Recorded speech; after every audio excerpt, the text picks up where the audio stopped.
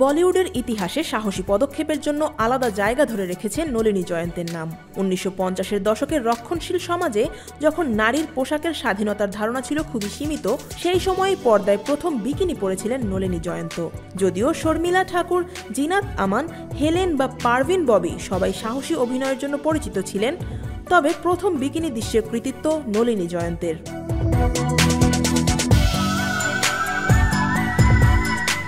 নলিনী জয়ন্ত মুম্বাইয়ে জন্মগ্রহণ করেন। মাত্র 6 বছর বয়সে তিনি অল ইন্ডিয়া রেডিওতে অভিনয় শুরু করেন। ছোটবেলা থেকেই সাংস্কৃতিক পরিবেশে বেড়ে ওঠা নলিনী 14 বছর বয়সেই পরপর্দায় সুযোগ পান। তার প্রথম সিনেমা রাধিকা মুক্তি পায় 1941 সালে। এরপর মেহবুব খানের বেহন ছবিতে অভিনয় করে তিনি নজর কাড়েন। 1950 সালে অশোক কুমারের বিপরীতে সমাধি ও সংগ্রাম ছবিতে অভিনয় করে নলিনী জয়ন্ত হয়ে ওঠেন বলিউডের অন্যতম শীর্ষ নায়িকা।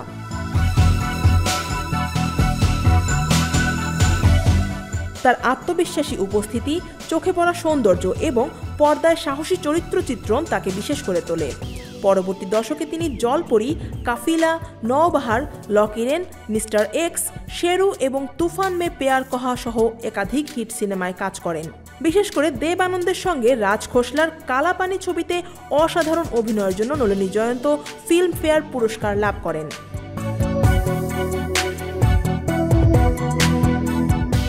ব্যক্তিগত জীবনে নলিনী জয়ন্তের জীবনও ছিল তুমুল নাটকীয়।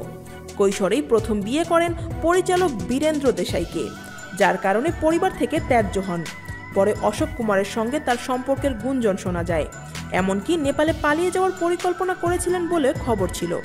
1965 সালে বোম্বে রেসকোর্স ছবির পর তিনি চলচ্চিত্র থেকে অবসর নেন।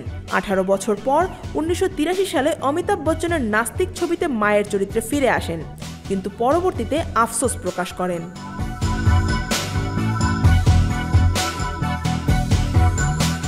নলিনী জয়ন্তের শেষ জীবন ছিল নিঃসঙ্গ। 2010 সালে চেম্বুরের ছোট্ট একটি বাংলোয় তিনি মারা যান। তার মৃত্যুর 3 দিন পর প্রতিবেশীরা দুর্গন্ধ টের পেয়ে পুলিশে খবর দেন। নিঃসঙ্গতার মধ্যে তার একমাত্র সঙ্গী ছিল পোষা কুকুর।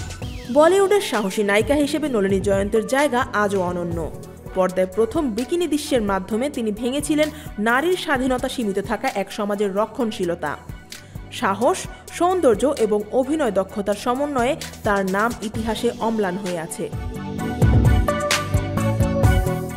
আফিয়া আক্তার, ঢাকা ওয়াচ।